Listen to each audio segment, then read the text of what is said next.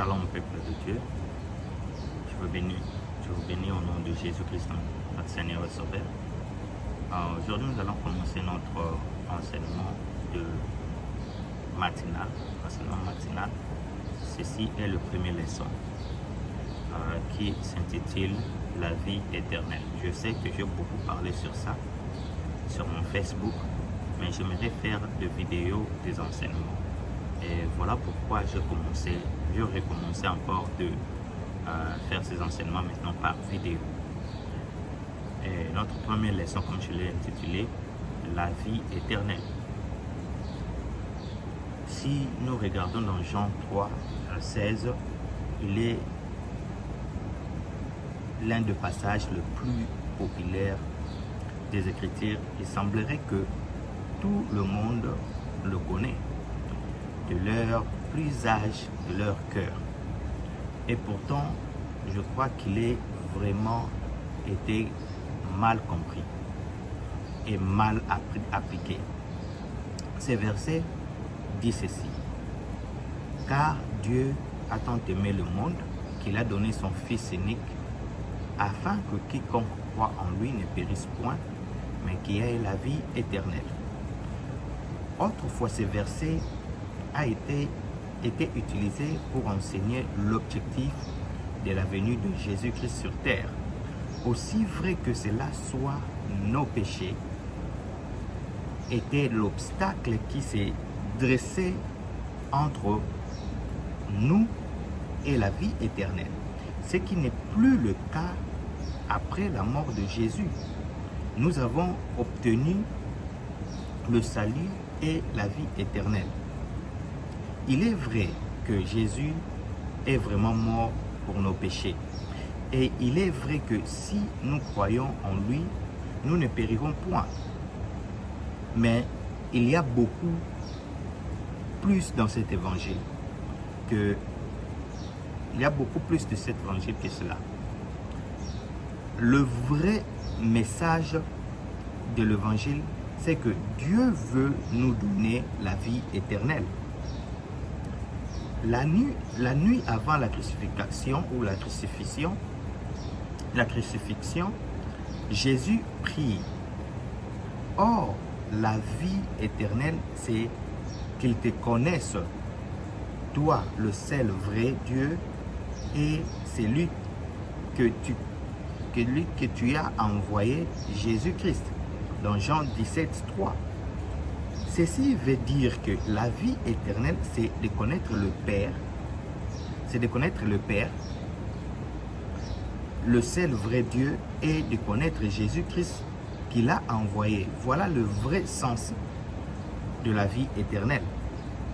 La plupart des personnes pensent que la vie éternelle consiste à vivre éternellement. Eh bien, l'homme vit pour toujours. Il n'est pas vrai de penser que l'homme cesse de vivre après la mort. Que son corps se décompose dans la tombe et que son esprit et son âme retournent auprès du Père. La vérité est que toute personne qui n'ait jamais vécu sur terre continuera à vivre en tant qu'esprit après la mort physique. Par conséquent, dire que la vie éternelle équivaut à vivre éternellement n'est pas totalement vrai. Car toute personne vit pour toujours.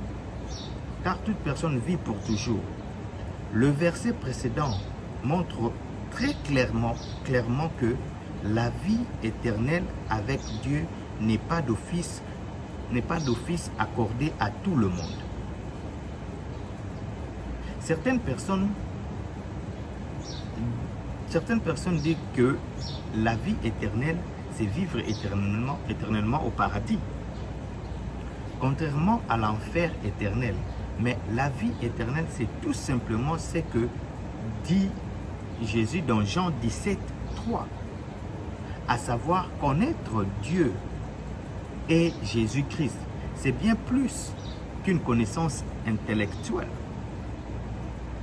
Ces mots connaître est utilisé tout au long les Écritures pour décrire la relation la plus intime, la plus personnelle que l'on puisse avoir. Aussi immense que cela puisse être, le but réel du salut n'est pas de vivre éternellement au paradis. Le but intime du salut, c'est de vivre une relation d'intimité personnelle avec le Seigneur Dieu. Plusieurs personnes ont fait l'appel à Dieu afin d'obtenir le pardon de leurs péchés, mais n'ont jamais voulu entretenir cette relation d'intimité avec Dieu. L'explication spécificielle du salut rend un mauvais service à l'évangile. Lorsque nous présentons uniquement le côté spirituel du salut, nous empêchons aux autres de bénéficier de la plénitude de la vie chrétienne, car certaines vivent carrément un enfer sur terre. De nombreux autres vivent dans la dépression, la pauvreté, le conflit, le rejet, la souffrance ou l'échec de leur vie de couple. Beaucoup essayent, je dis bien beaucoup essayent de survivre de jour au jour, essayant de garder juste la tête au-dessus de l'eau. Beaucoup reportent leur décision de recevoir le salut car ils sont très occupés à se rechercher dans la vie. La présentation qu'ils ont de l'évangile ne le montre pas les bénédictions qui suivent après cette décision. Car en réalité, Jésus est venu non seulement pour affecter notre destinée éternelle au paradis dans sa bénédiction, mais aussi pour nous délivrer de ce monde actuel. Galates, vous pouvez lire Galates 1:4. Jésus est venu pour nous offrir une intimité et une relation personnelle avec Dieu le Père dans le présent.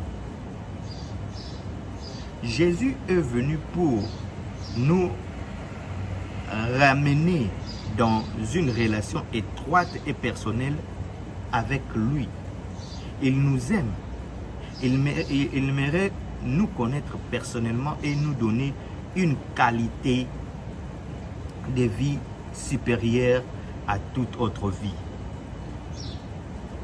Jésus dit dans Jean 10:10, le voleur, pour conclure, le voleur ne vient que pour dérober, égorger et détruire. Mais moi, je suis venu afin que le brebis ait la vie et qu'elle ait la vie en abondance. Dieu veut nous donner la vie éternelle et je crois que nous en avons besoin aujourd'hui. Et que c'est que nous désirons. Christ est mort non seulement pour le pardon de nos péchés, mais aussi pour nous rapprocher de lui. Si nous ne connaissons pas encore le Seigneur, il vous faut absolument le connaître pour cette raison. Si vous êtes déjà né de nouveau, vous avez besoin d'aller au-delà de la simple obtention du pardon de vos péchés et d'entrer, vraiment je dis bien que d'entrer dans la vie éternelle avec le Père et dans l'intimité et la vie personnelle avec Jésus-Christ. Vraiment, nous allons continuer à faire que de 10 minutes afin que son peuple soit béni avec des enseignements corrects. Que Dieu vous bénisse.